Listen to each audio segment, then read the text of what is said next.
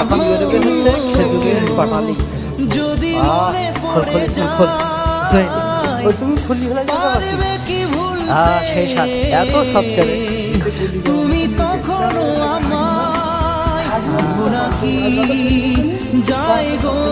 ঠিক ঠিক ঠিক প্রেমের রঙিন গুড় খাবো, গুড় পাটালি গুড় খাবো। আমি বেশি দিন না, মাত্র 13 বছর পরে এই পাটালি গুড় দেখলাম, মাত্র 7 বছর। দেখো দেখছো অরিজিনাল যে গুড় চাপ দেওয়ার সাথে সাথে এরকম হয়ে যাবে।